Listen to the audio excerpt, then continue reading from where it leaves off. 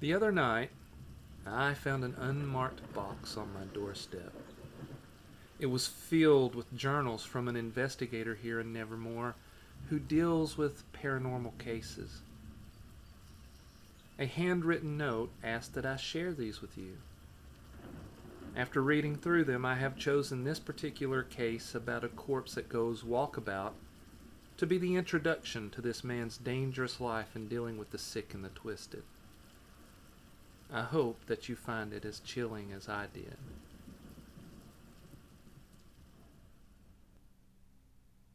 I sat across my desk from the 30-year-old woman as she used a Kleenex to dab at the tears that threatened to spill from the corners of her eyes. She was pretty but not vain. She was grieving but not broken. "So what brings you here today?" I asked. "I need you to find my husband," she said. She was Sylvia Green, the wife of Jimmy, who was a local businessman. "When was the last time you saw him?" I asked. "Last night at Lovecraft Park at precisely 10:30. He was wearing a lab coat and was walking past the fountain, the one that looks like a giant octopus with too many arms." "I know the one you're speaking of," I said. "Any idea where he went from there?" She shook her head. "I was too shocked when I saw him. My mind temporarily shut down. By the time I regained my senses, he was gone." I leaned forward in my chair, knowing where this was going, hoping that I was wrong. I really wanted this to be a simple case of the husband wandering off to cheat. "Why were you shocked to see him at the fountain?" She leveled her caramel eyes at me as if daring me to tell her she was crazy. "Because, Mr. Poe, 4 hours earlier, I stood over his dead body at the morgue." Damn, I thought. This is going to be one of those cases. "I see. Why were you in the park?" A tear spilled from the corner of her left eye and bled down her cheek. She dabbed it away. "I needed to be away from our home. I process things best when I'm moving. Seeing my husband's body lying on a cold slab at the morgue was difficult to process." I leaned back in my chair and considered my next question. "Why come to me?" "Because I've heard that you handle cases like this." "What do you mean by that?" I pressed. I wanted her to say it aloud, so we were both clear. She kept her eyes locked onto mine. "I've heard you handle paranormal cases, and this, Mr. Poe, would surely seem to fit that bill." "Yeah," I said, "I do, and you're correct, it does. I'll be glad to look into this for you. See, my name is Tiberius Poe. I'm a private investigator who specializes in cases where logic and reason cannot be applied. If I were a famous investigator like Sherlock Holmes, I would step in after Sherlock had glimpsed the dark reality of our world and lost his mind." "Thank you," she said. "How did he die?"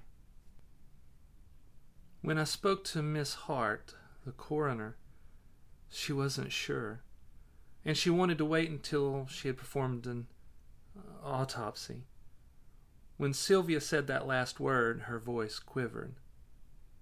But she thinks a heart attack." "But you don't think that's the case?" "No, I don't. He was in great shape and he was only 30. "But you seem to have a suspicion," I said, hearing something in her voice. "There's an old woman who lives in the Pink Flamingos trailer park," she said. "2 days ago he was acting strange. He finally told me he had been to see her, but he wouldn't tell me why." This bit of information wasn't good. If her husband was involved with someone who lived there, it was likely for something nefarious. The Pink Flamingos trailer park was filled with those who lived on the fringe of society. Some were hiding from their past, some were hiding from the law, and some were just batshit crazy.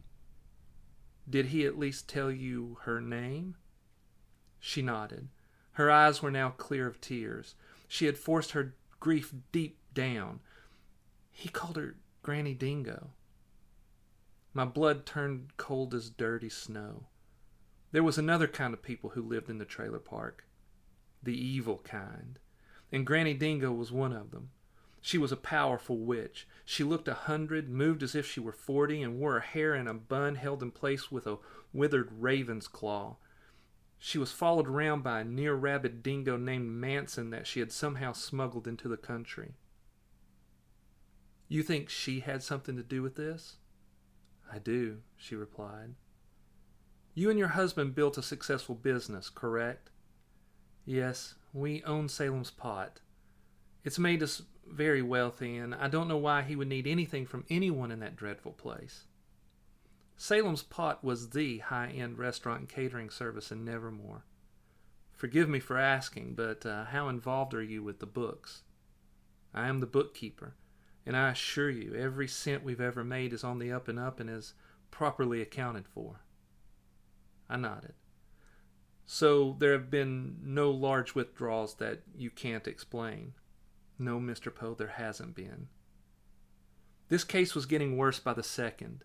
If Jimmy owed Granny Dingo for her services, the price was definitely to be paid not with money, but with supernatural currency. And that's the worst currency because the economy of evil is built not on dollars and cents, but on blood and souls. My suspicion was that Jimmy owed that old witch for a spell she cast for him. He must have decided he wasn't comfortable with the price, and she probably worked some hoodoo that killed him. I have one final question, Miss Green. Do you know why your husband would be wearing a lab coat? She shook her head. No, I'm completely perplexed. Okay, I said. I'll start by speaking to the coroner. I'll contact you when I have something. I followed Sylvia out of my office into the reception area. Marlene, my secretary, sat at her desk reading a Dean Koontz novel. She didn't even look up as I took Sylvia's number and told her goodbye. I turned to Marlene. She was a brunette, pretty like the girl next door, and wore black-rimmed nerd glasses. Remind me again while you're here.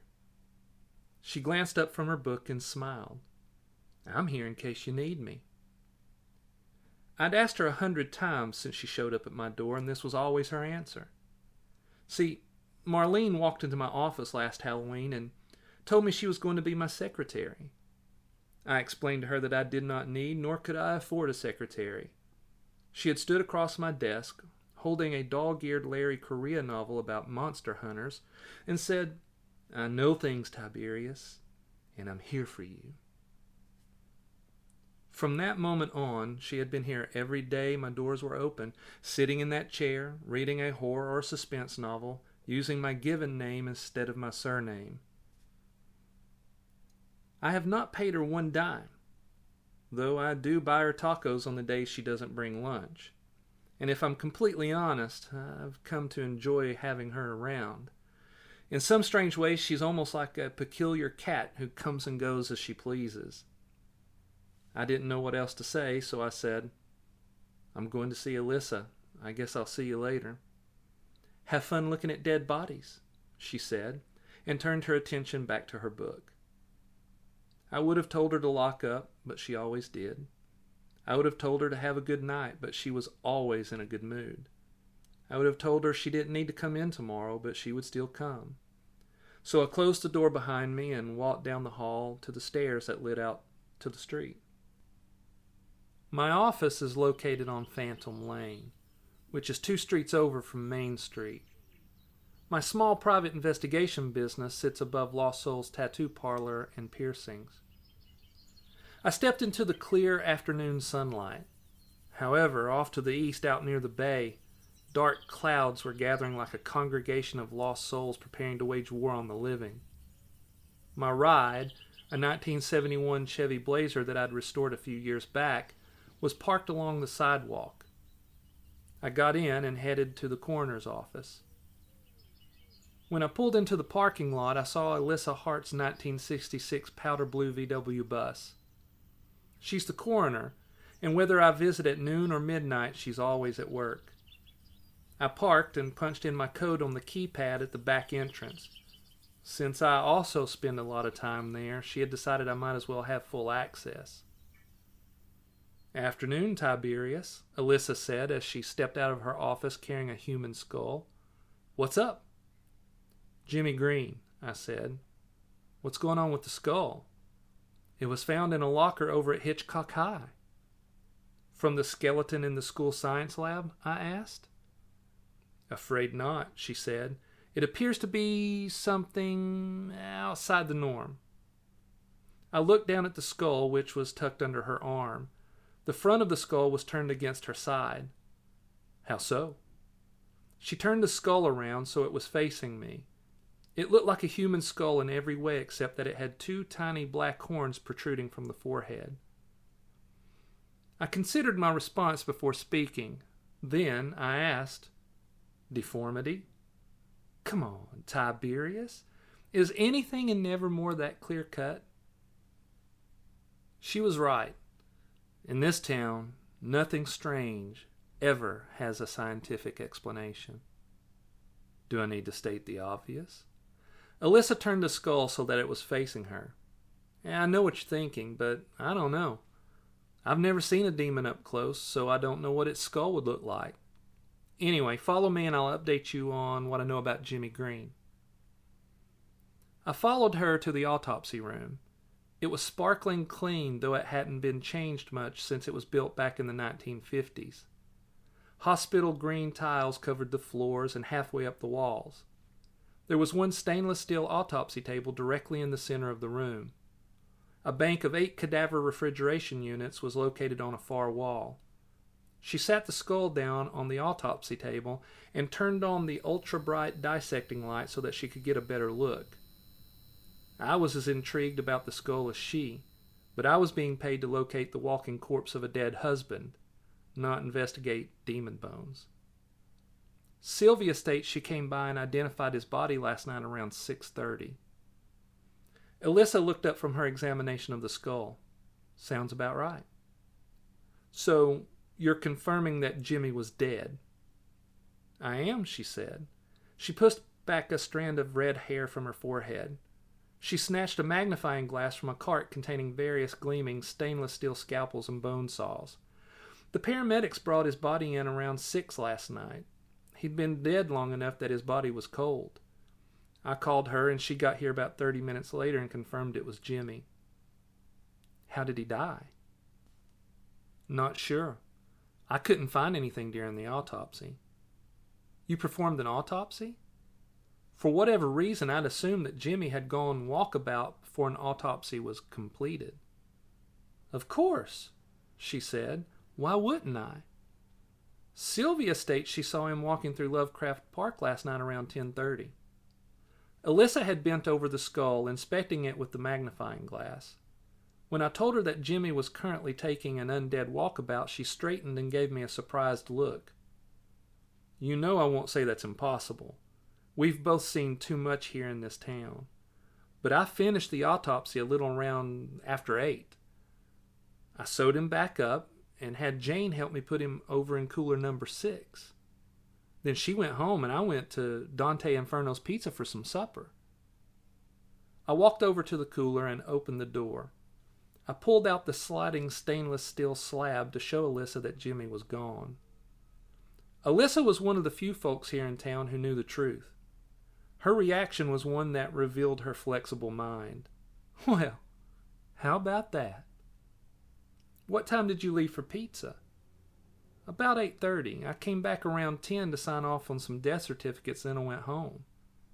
"When you got back, you saw nothing out of the ordinary?"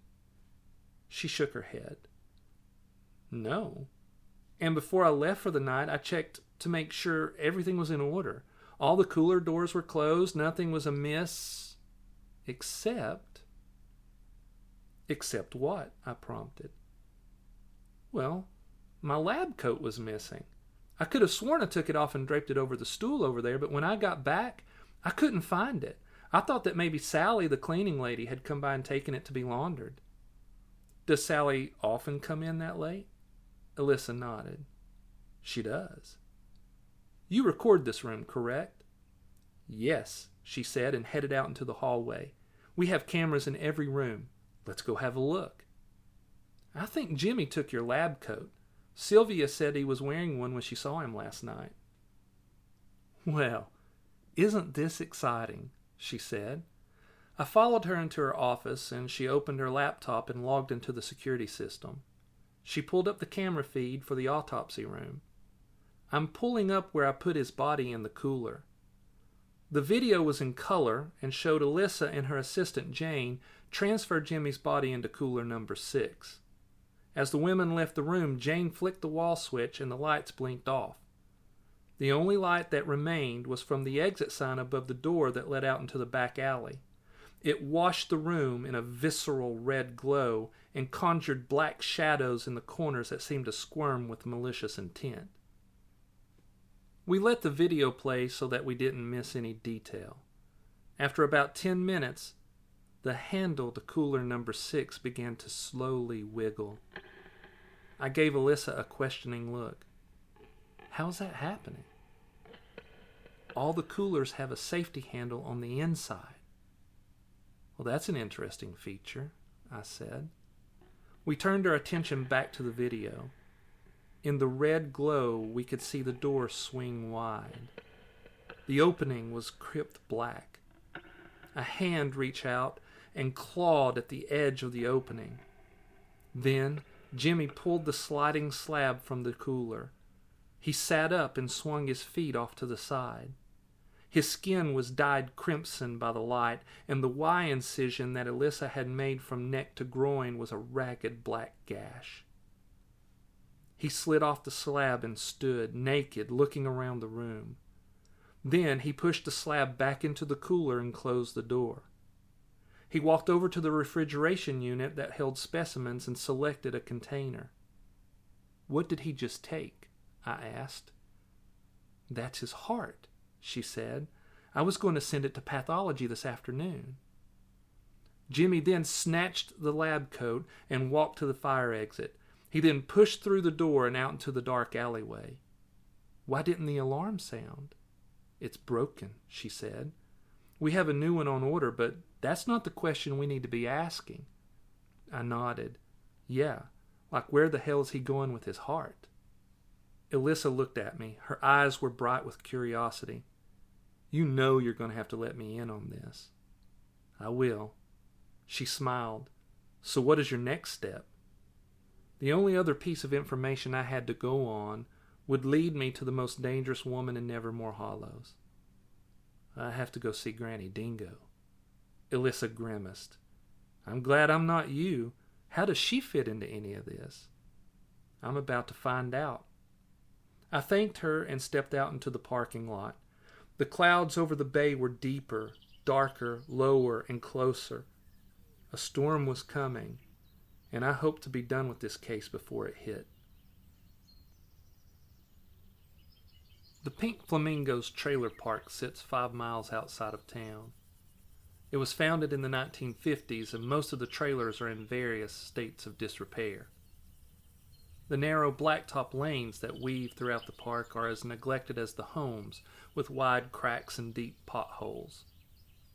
It was nearing 2 in the afternoon when I drove past the gaudy pink and teal neon sign that sat at the park's entrance.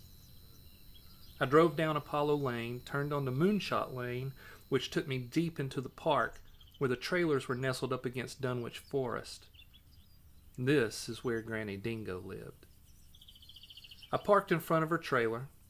The yard was filled with an overgrown herb garden, no doubt from which she chose ingredients to cast her black magic spells. I grabbed the small sachet filled with wolfsbane from the glove box, then stepped out of my truck. I had taken only a couple of steps when I heard the low growl. It came from my right, and I looked to see Granny Dingo's dog, which she had named Manson, round the corner with head low, black eyes fixed on my throat. Granny Dingo rounded the corner behind the dog. Not yet, she said. I took that to mean that she had yet to make up her mind whether or not to let Manson tear into me. She was wearing a long black dress. Her gray-streaked hair was pulled up into a bun and held in place with a withered raven's claw. "State your business with me, Detective Poe." I'd personally never met the woman. My reputation preceded me because I was responsible for either killing or sending a great many paranormal beings back to hell. "Afternoon, ma'am. I think you may have some information that will help me solve a case I'm working. I bring a gift." "And what would that be?" I showed her the sachet. It was a piece of dark cloth cut from a burial shroud and was held closed by a leather cord. "Wolfsbane," I said. "Wolfsbane is a plant that can slow your heartbeat. It's very poisonous, and it's used for a variety of spells and potions." "And where did you get it?" she asked. "From the boo hag." Her eyes shot wide. "No one sees the boo hag and lives to talk about it." "I found her lair one night while I was on a case. She was out on the hunt, and I took this from her stash of potions." Granny Dingo was skeptical. The boo hag was one of the most powerful and reclusive witches to inhabit this realm. Her herbs and potions were extremely potent. "Get it," she said to Manson. The dog crept toward me, not yet released to rip out my throat, but the drool dripping from his teeth a clear indication that he was hungry to do so. I let Manson pluck the sachet from my hand. He carried it back to the old crone. She took it, held it to her nose, and gave a sniff. "You got some big ones to steal from the boo hag. This is very potent. I'll accept it. Now what do you want?" "Jimmy Green. Why did he come to see you?" "He wanted me to give him a mark on his skin," she said. "What kind of mark?" Granny Dingo pulled at the hairs on her chin. "Nowadays it'd be called a tattoo." "Why did he come to you instead of going to a tattoo artist?" She shrugged. "He done wanted a magic mark carved into his skin, and he thought I could help since I dabble in the dark arts. But that ain't the kind of magic I do. What he needed was somebody who knew the way of the mark." Granny Dingo did more than just dabble. She was an extremely powerful witch. "What is the way of the mark?" She scrunched up her withered face as if I'd asked a dumb question. "I'm talking about the original mark. The one God done put on Cain. He was the first one to ever put ink on his body when he was trying to cover up his mark of shame. But over time, he and his kin fell in with wicked gods who showed them how to use ink to make wicked magic." "Did Jimmy tell you why he wanted this mark?" "He done told me he made a deal on credit and the bill had come due," Granny Dingo said. "He done realized the price was too high, and he was hoping to get the mark and renegotiate on his deal." I was beginning to regret taking this case. Jimmy's actions were those of a desperate man, and I was curious to know what he had originally used as collateral. "It seems this mark allows people to raise from the dead." Granny Dingo nodded. "The specific mark he was looking for is used mostly by them who practice voodoo. It turns the poor bastard into a conscious undead slave." So, I was dealing with a sentient zombie. That explained how he seemed so coherent on the security video.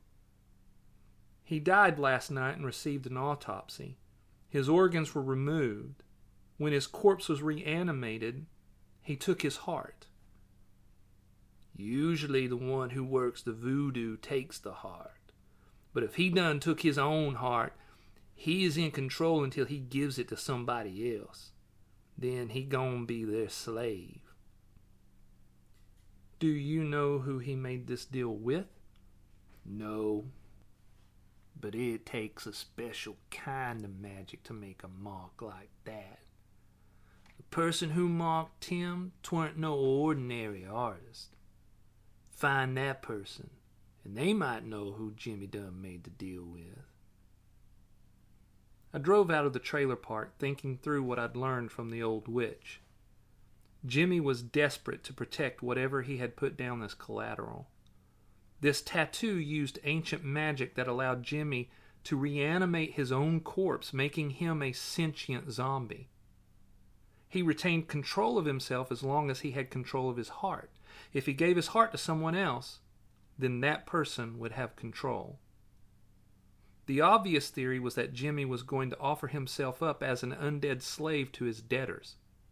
So, he got the mark and must have committed suicide. This put him under Alyssa's scalpel so that she would do the dirty work of removing his heart and stitching him back up. All that was left was for him to snatch his heart and meet his debtors and make his counteroffer. If I was right, he had planned this down to the smallest detail.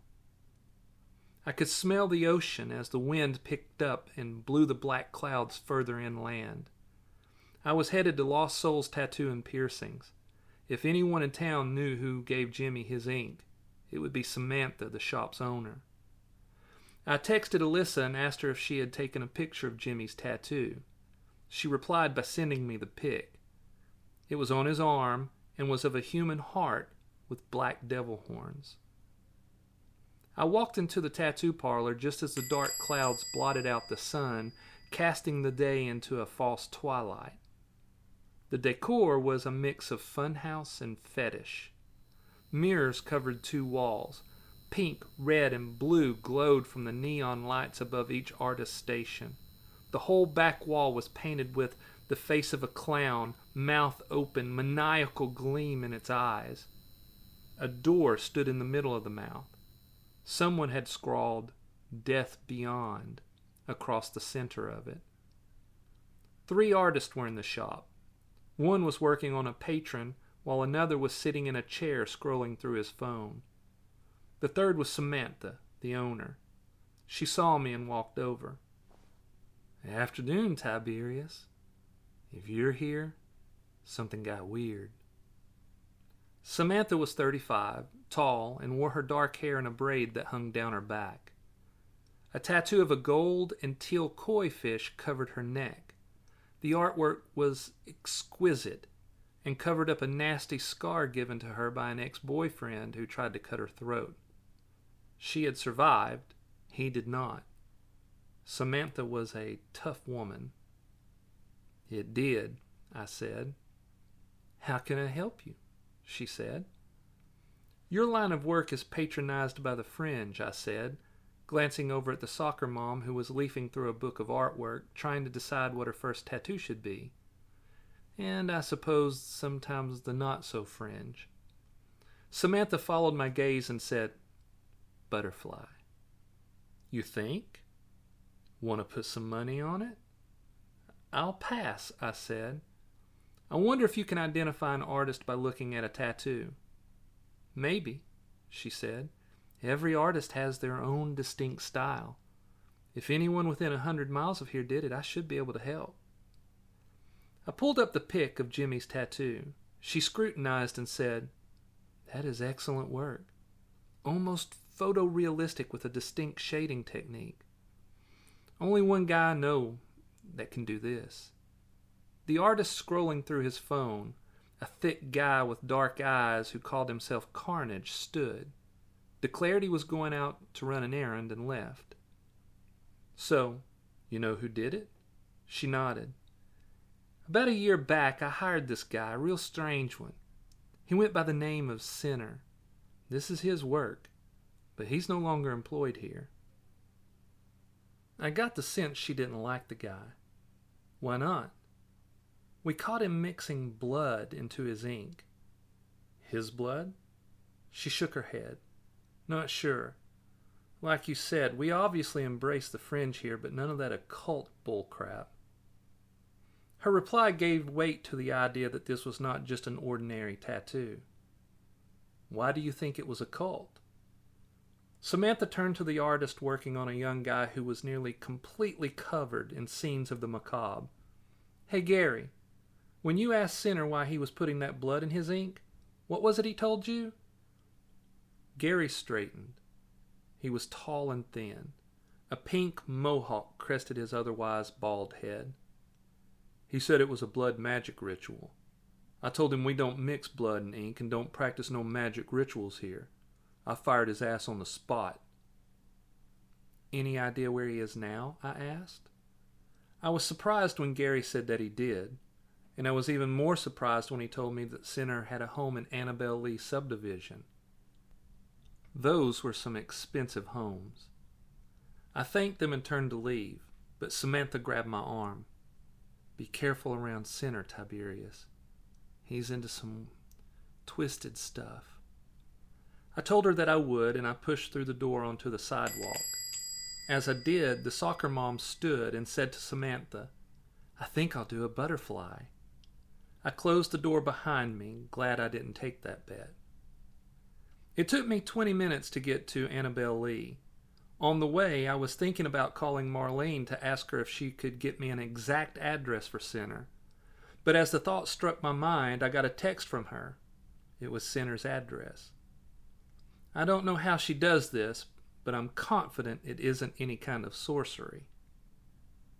Annabelle Lee subdivision consists of 30 large homes owned mostly by business owners and politicians. I parked in the driveway next to a Dodge Ram with a too-high lift kit.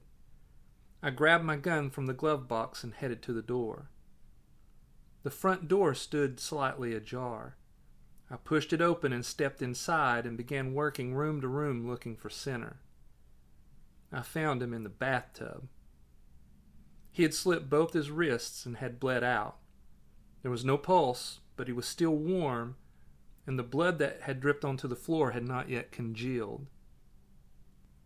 My suspicion was that the errand Carnage had to run was to tell Sinner I was asking about his work, and Sinner decided death was a better option than talking to me. I examined the body. It was covered in exquisitely detailed tattoos, but there was a new one on his left hand that stood out from the rest of the torture scenes that were so exquisitely inked into his skin. It was fresh and raw and crude and looked as if it had been hurriedly applied. It was the same tattoo that was on Jimmy's arm. I looked around the massive bathroom and saw Sinner's phone sitting on the sink. I once helped a dark web hacker with a poltergeist problem, and he had paid me with an app that allowed me to clone any phone. I pulled up the app and set my phone beside his as I checked the room for any further clues. It took only a few seconds for the app to work its magic. When it was done, I grabbed my phone and exited the home. I got in my truck, pulled down the street, and parked behind a car that allowed me to watch the house and not be seen. A few minutes later, Carnage slowly drove by in his own massive truck.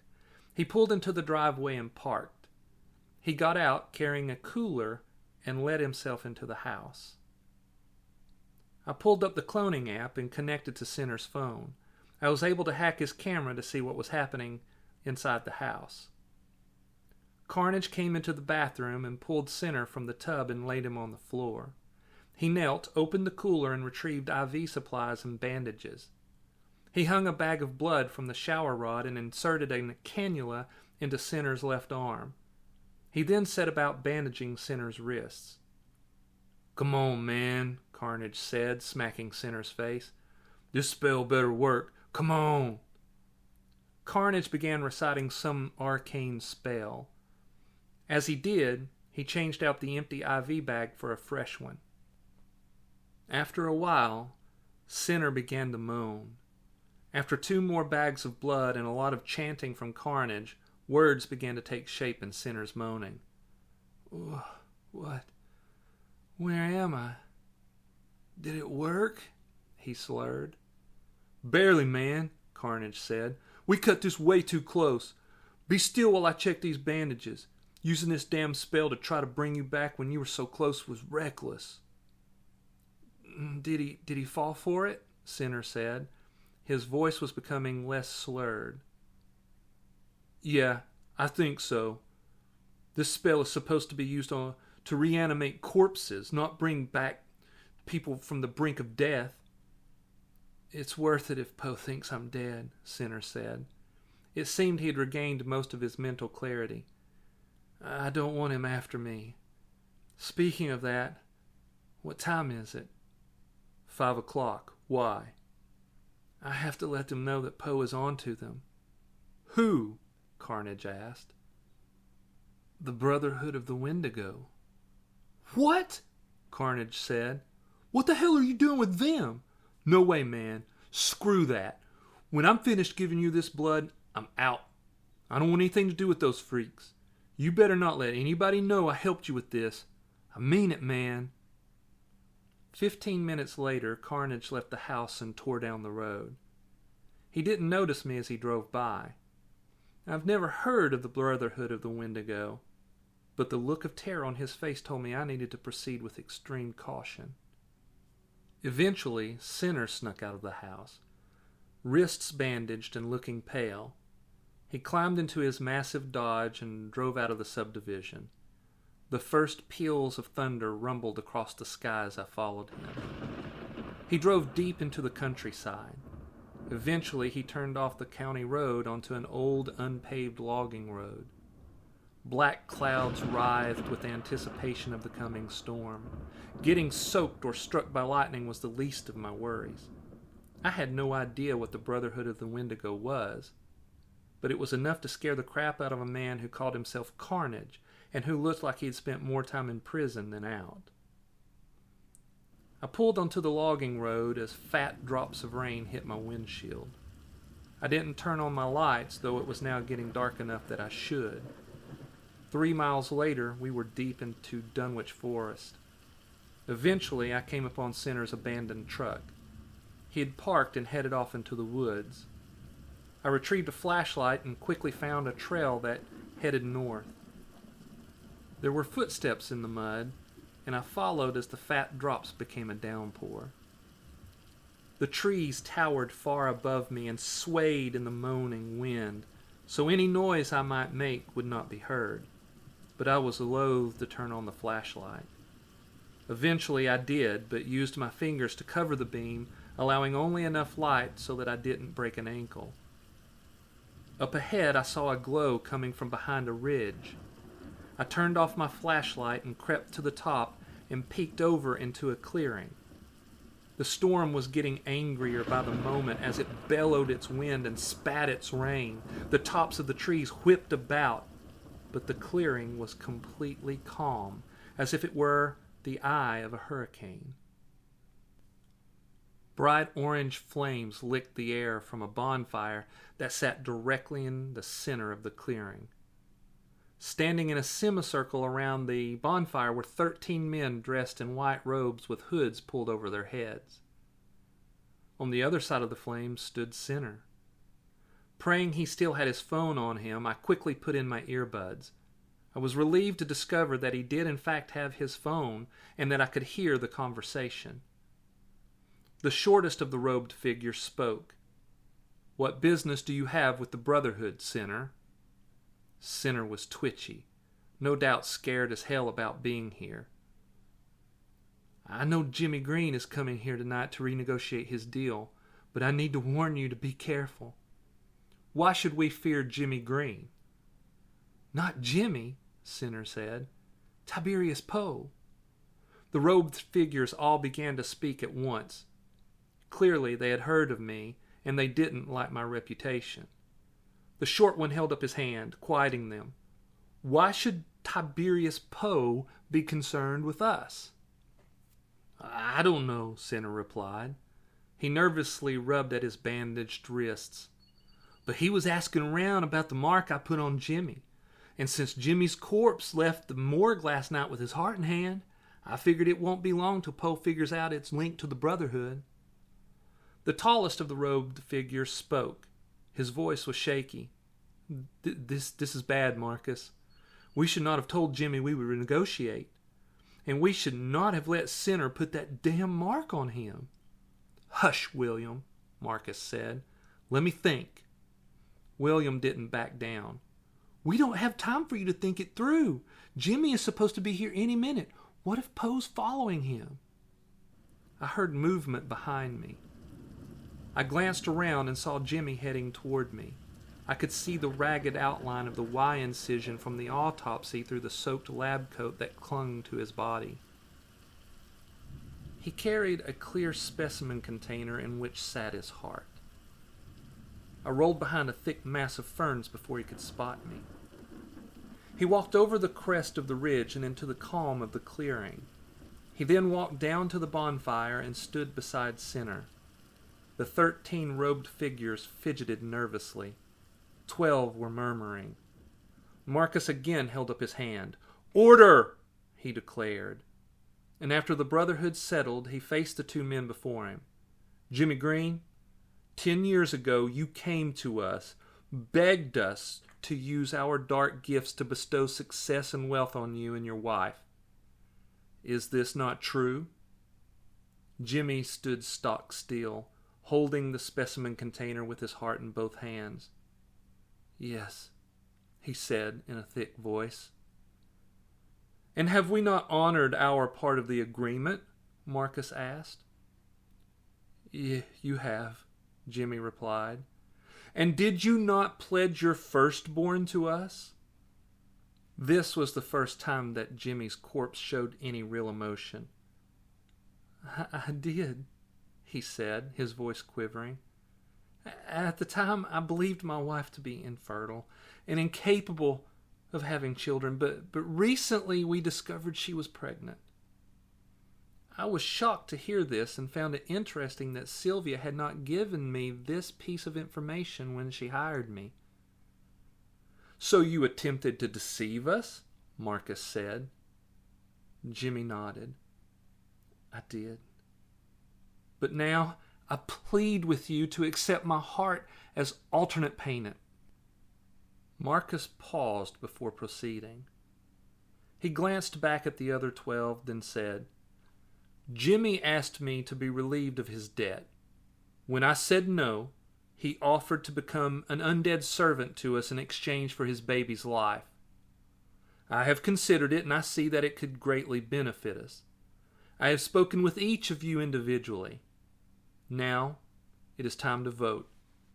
How say you?"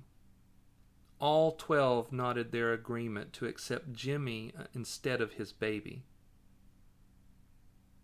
"All right, man. Great. I'm glad y'all got this all worked out," Center said. "But I gotta go, and I suggest y'all do the same in case Poe shows up." Marcus stepped to Jimmy, took the container holding his heart, then said, "Kill him." "What? Wait!" Center said. "Man, I helped you guys!" Jimmy grabbed Center and began choking him. I saw this as my cue to leave. I had all I needed to wrap up this case. As the storm raged around me and lightning struck at the treetops, I slipped and slid back to my truck. The next morning, I again sat across my desk from Sylvia. She was composed but had dark circles around her eyes. She had not been sleeping. "You should have told me that you and Jimmy had concocted this scheme together." She glanced down at her lap and said, "We thought we were so smart. We'd gotten everything we ever wanted the easy way by making a dark deal and thought because of my infertility we'd never have to pay the price. But then I got pregnant and everything changed. No amount of success is worth the life of our baby. When the Brotherhood wouldn't let us out of our deal, I did some research and found this spell. We felt we had no choice but to use it and offer Jimmy to them. I had helped scores of desperate people who had gotten themselves into terrible situations. But this scheme was by far the most insane thing I'd ever seen. Well, it worked. The Brotherhood accepted Jimmy for your baby. But why hire me if you had it all worked out? Tears began to spill from Sylvia's eyes. "Reassurance," she said. "Jimmy told me that if the spell worked and he was able to keep his mental abilities in that state, he'd walk by the fountain. So when I saw him, I was hopeful. But from there, I had no way of knowing for sure that the Brotherhood would accept our offer. I needed you to trail Jimmy, make sure he got to the meeting, make sure they accepted, and then report back to me. And if they didn't and they came for my baby, I hoped that you would protect us. You have a reputation for being an honorable man, and I was desperate." "This could have gone bad any number of ways," I said. "There was no guarantee I would have found out what was happening in time, and by not being honest with me, you put me in a very dangerous situation. There are fates worse than death when dealing with the paranormal." She wiped her eyes and picked up the canvas tote that was in the floor beside her chair. I'd noticed it when I entered the office, but assumed she was using it as a purse. She set it on the desk and said, "This is $1 million. It's yours." I was stunned. It took me a couple of heartbeats to respond. "My fee is $10,000. She nodded, her look solemn. "I'm a very wealthy woman, and I lied to you." "I won't take hush money," I said. "That's not how I conduct my business or my life." "That is not my intention, Mr. Poe. I offer this as a retainer. I hope to never need your services again, but no one never knows. I've never been a materialistic man, and there is enough business here in Nevermore that I'm able to pay the bills. But a good many of my clients are honest people with little money who have unexpected encounters with the paranormal, and often they cannot pay. I never turn away a person in need, and this money would allow me to be of service and never have to worry. This money would help me do a lot of good. I'll take it, but I warn you, Miss Green, I won't be tricked again." She stood and offered her hand. "I assure you, Mr. Poe, my days of being dishonest are behind me. I just want to make sure that should the Brotherhood ever decide to come after me or my child, that I can call on you." I told her that she could. I shook her hand and saw her out. I closed the door behind her and turned to Marlene. She closed her Stephen King novel and said, "On your last case, you nearly got eaten by that mermaid. How many times did you nearly die on this case?" "Surprisingly, none," I said. "But I did witness a murder." "Well, there's that," she said. "What's next?" I thought about the $1 million sitting on my desk. I was going to be able to help a lot more people, and I'd be able to procure some of the paranormal items I'd need to help in those endeavors. But first, I had to take care of the most pressing business at hand. "So, you want a job?" She cocked her head as if trying to make a tough decision. "No thanks, I already have one. I'm taking care of you." I gave a short laugh. "Would you like to get paid for it?" "You mean more than all those tacos you buy me?" "Yes." "You know, Tiberius, that sounds like a fabulous idea. I accept." I smiled. This felt right. "So, do you want to celebrate?" A wide smile played across her face. "Sure, but if it's tacos, I'm going to turn in my notice." My job shows me daily proof that there is a spiritual realm and that it is filled with all manner of beasts who thrive on the destruction of mankind. But there is also a powerful, benevolent force that often works all things together for my good in the exact moment that I need it, thus ensuring my safety and victory. I felt in my gut that something hellish was headed my way, something that I had never before encountered. But I also felt, as I walked down the street toward Dante Inferno's pizzeria, that mysterious goodness that permeates all things had brought Marlene into my life so that I did not have to fight alone.